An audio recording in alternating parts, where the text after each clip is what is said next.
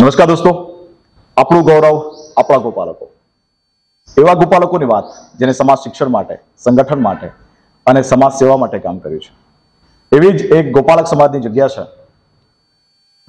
શ્રી દેવ દરબાર રામેશ્વર આશ્રમ, ગંભીરપુરા, તાલુકો ઈડર, જિલ્લો સાબરકાંઠા. અને માનવ ઉત્થાનના અનેક કાર્યો અહીંયા થઈ રહ્યા છે.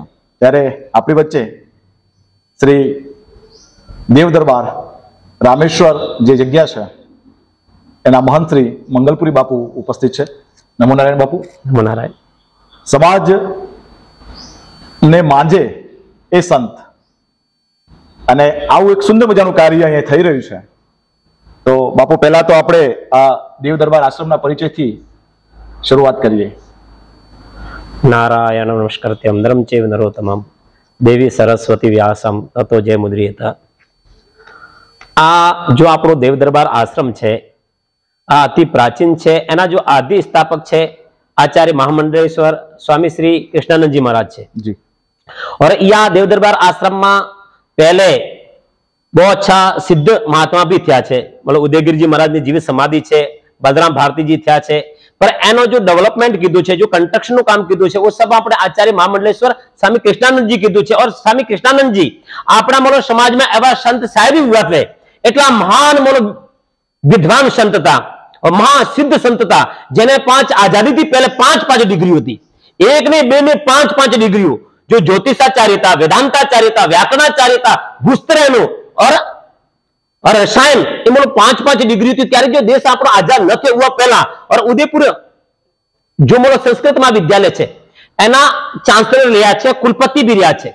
आ आपणे लिए गौरवनी बात छे. और शायद वेटामां कोई एवो संत नतो एटलो विद्वान, त्यारे आपणा समाज में श्री एकमात्र संत तो जेनुं नाम स्वामी कृष्णानंद जी था. एवा संत आपणा मोलो नथी थया छे एटला विद्वान. और जीते मोलो बापू दिहोली माता, त्यारे आपणे मोलो 700 થી 800 છોકરાઓને ભણાવતા હતા. और मुख्य बात आ छे कि बापू ने सानिध्य में जो छोकरा रह्या छे 100 થી 70% मोलो गवर्नमेंट जॉब छे, गवर्नमेंट नौकरी में छे अत्यारे भी. और सबसे ज्यादा मोल निकल्या छे बापू ने मोल सानिध्य में थी, वो सबसे ज्यादा टीचर छे. 100 થી 50% टीचर छे, मास्टर छे, और अन्य बीजा छे वो अन्य नौकरीओं में छे.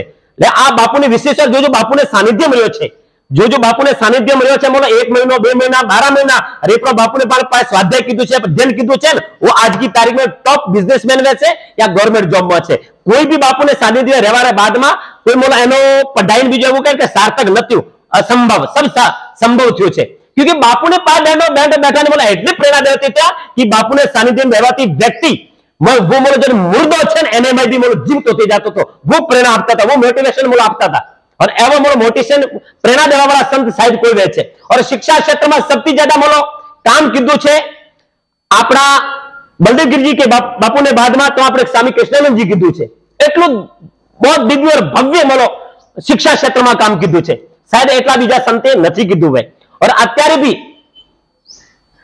भी बापूनी जो प्रवृत्तियों है और हमारी मोलो इच्छा है, हार्दिक इच्छा है कि यह आश्रम में जो गुरुजी अपना मोलो आचार्य महामंडलेश्वर स्वामी कृष्णानंद जी जो प्रवृत्ति चालू कर दी है वो आज भी चालू है. और आ आश्रम देव दरबार आ देवोनो दरबार है. बापू नामे भी કેટલો છો રાખ્યું છે. शायद एवा मोलो भारत में बहुत सारा मोलो आश्रम है, एनो એટલો બેસ્ટ નામ નથી વે જો આપણા નામ છે દેવ દરબાર. આ દેવોનો દરબાર છે, આ સામાન્ય વાત નથી છે, આ બહુ ગૌરવની વાત છે આપણે વાત. खूब सरस. सच्ची भक्ति की कसौटी है चंदन, भावना भगवान बना देती है. आ उच्च भावना साथे आ आश्रमनी सुंदर मजानी प्रवृत्तिओ અને સાથે સાથે માનવ ઉત્થાનના અને સમાજ સેવાના પણ અનેક કાર્યો થાય છે. તો બાપુ, એવા કાર્યો પણ આપણે જાણવા માંગીશું. આપણે આ માનવ ઉત્થાન માટે बहुत પ્રવૃત્તિઓ થઈ રહી છે. सबसे मोटी जैसे कि अपना यहाँ हमें मोलो जैसे कथा रे माध्यम से, चाहे शिव कथा हो, चाहे राम कथा हो, चाहे गो कथा हो, चाहे भागवत कथा हो, और कथा रे माध्यम थी हमें मोलो समाज रे उत्थान माटे कार्य करिए छे. और हमें मोलो घर घर चैंपियनशिप करिए छे. क्योंकि अत्यारे अपना भारतना जो व्यक्ति है, युवा है, वो अत्यारे भटके रह्या छे. व्यसनों में देखो तो, फैशन में देखो तो. और अमारो संत है और अमारो परम कर्तव्य है कि अपना मोलो समाज व्यसन और फैशन में फंसेलो छे एने बहार निकलवानो अमे काम करिए छीए.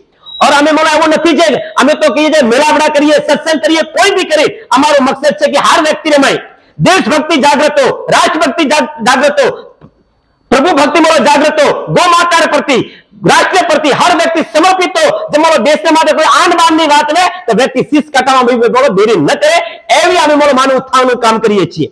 और मानव उत्थान માટે અમે બોલો એવું નથી કે યા અમે બોલો બહુ દૂર તો જઈએ છીએ, હર ઘરમાં જઈએ છીએ, હર વ્યક્તિને કહીએ છીએ કે અત્યારે તમારું જો કામ છે, આપણે દેખીએ છીએ ભારતની શું સ્થિતિ છે, જેમાં આપણો દેશ આઝાદ હુઓ હતો અને અત્યારે કેટલો ફરક પડ્યો છે. એનું મુખ્ય કારણ છે કે આપણો સમાજ છે, આપણા હિન્દુ છે, સૌથી જ્યાદા મારો વ્યસનમાં ફસોલા છે और બીજા નંબર ફેશનમાં મારો ફસોલા છે. કોઈ વ્યક્તિને આપણે રાષ્ટ્રથી કોઈ લેવો દેવો નથી છે, સમાજથી કોઈ લેવો દેવો નથી છે, ધર્મથી કોઈ લેવો દેવો નથી છે, સંસ્કૃતિથી કોઈ લેવો દેવો નથી છે, કે એને જ્ઞાન ભી નથી છે. એટલે અમે મારો માનવ ઉત્થાન માટે આ કામ કરી રહ્યા છીએ. और અમારો કામ છે, અમારો માથો ઉત્થાન નથી, અમારો કામ સંત છે. સંતનો અમારો કર્તવ્ય है कि सिर्फ भारत मानवનો નથી, પૂરા વિશ્વની કલ્યાણને મારો કામના હાથે અમે કામ કરીએ છીએ કે પૂરા વિશ્વનું કલ્યાણ થાય એવી ભાવના. સર્વે ભવંતુ સુખીના સર્વે સંતો નિરામયા એને હાથે અમે વસુદેવ કુટુંબકમ के साथ અમે મારો માનવ ઉત્થાનનું કામ भी કરીએ છીએ. और हर जगह અમે મારો મોટાથી મોટું કામ કરવાની કોશિશ કરીએ છીએ. फैशन के इस नए दौर में गारंटी की आशा ना रखे, अरे અને એ સમયે ગેરંટી આપે તો એક સંત જ આપી શકે. તો ખૂબ સુંદર મજાની પ્રવૃત્તિઓ કામ પણ છે. મિત્રો, સંત, શિક્ષણ અને સમાજ આ નવીન સમાજની વ્યાખ્યા છે. તો શિક્ષણ માટે બાપુ આપનું શું આયોજન છે ને ભવિષ્યમાં આપ શું આયોજન કરવા માંગો છો કે ભાઈ સમાજ શિક્ષિત થાય, બાળકો શિક્ષિત થઈને આગળ આવે, એ માટે આપનું આયોજન? અમે શિક્ષા ક્ષેત્રમાં આજ બી આપણે અહીંયા દેવ દરબારમાં છોકરા અભ્યાસ કરે છે, સ્ટડી સેન્ટર છે, और છોકરા આવે वो અહીંયા ભણે છે. और અમારો મોલો આ આયોજન છે કે આપણા જો છોકરા છે ઉચ્ચતમ શિક્ષા નથી લઈ શકે છે, એને માટે અમારો મોલો એક એજ્યુકેશન મોલો રેક્ટ બનાવવાની બી મોલો ઈચ્છા હલેરી છે, એક લાઇબ્રેરી બનાવવાની બી મોલો અમે મોલો સૌથી મોલો વાત કરીએ છીએ કે આપણે આ ક્ષેત્રમાં સાબરકાંઠાનો જો સેન્ટર પોઈન્ટ છે वो આપણો મોલો ઈડર છે, દેવ દરબાર છે, બાકી એવી મોલો મોકાની જગ્યા બી નથી છે.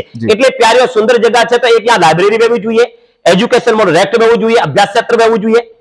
और આપણે यहाँ અમારો મોલો સૌથી મોટું जो મારું ફોકસ છે वो છે કે આપણે यहाँ મોલો ગુરુકુલ નથી છે. हमारे यहाँ गुरुकुल जो अपने मोलो वैदिक परंपरा अनुसार, जो ऋषि मुनियों की जो परंपरा है, संतों की जो परंपरा है, जो भारतीय परंपरा के अनुसार जो शिक्षा प्रणाली है एने अनुसार एक गुरुकुल बनावी पड़ा અને આપણા છોકરાને ગુરુકુલથી જોડવા પડે. क्योंकि जब तक છોકરો ગુરુકુલથી ન જોડે, ગુરુકુલમાં ન જાય, तब तक એને માં ભારતીયતા ન જાગે, રાષ્ટ્ર પ્રતિ પ્રેમ ન જાગે. કે ક્યું એનું કારણ છે આજની जो शिक्षा प्रणाली છે वो भौतिकवादी છે.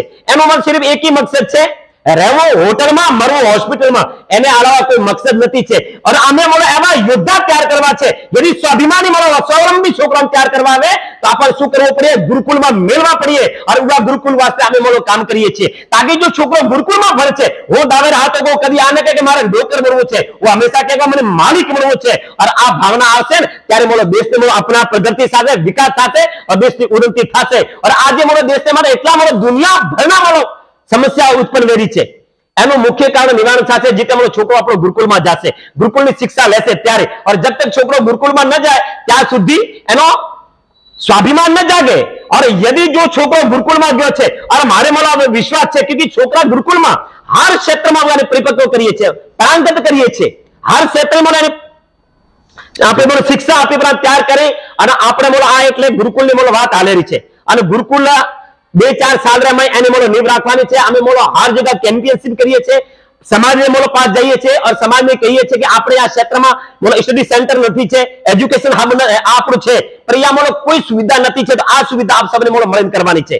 तो आप सबने मोलो साथ सहकार और सपोर्ट रह्यो तो यहाँ बहुत अच्छो मोलो एज्युकेशन हब वैसे आवा वाला समय में आपणो देव दरबार અમે એને ઉપર મોલો કામ કરીએ છીએ. और કોઈ કીધા વગર મોલો જય જયકાર નથી રહેતી છે, કોઈ કરવું પડીએ ત્યારે મોલો કોઈ મોલો ક્રાંતિઓ થાય और एक વ્યક્તિની શરૂઆત કરવી પડીએ. અને કોઈ ન કરે કે એક વ્યક્તિ જેની મોલો આગળ હાલી જાય છે ને તો જેટલો ચાર્જ મોલો वो કામ કરી શકે છે. તો અમે આ બી મોલો કામ કરીએ છીએ દમખમને હાથે. और અમારા મોલો ખૂબ મોલો સાથ છે, સપોર્ટ છે, અમારો હિન્દુ સમાજ પૂરો અમારા હાથે છે. और આ કામ કરવા માટે એટલે અમે મોલો એજ્યુકેશન માટે મોટું કામ કરવાનો વિચાર છે, वो भी ગુરુકુલ, તાકી આપણા છોકરા સ્વાભિમાની પેદા થાય. ખૂબ સરસ મિત્રો, આશા રાખીએ કે ખૂબ ઝડપથી સમાજ શિક્ષણ અને ધર્મ સાથેનું આ કાર્ય પૂરું થાય અને આપ સૌ આપણે સૌ સાથે મળી અને સહયોગી થઈએ.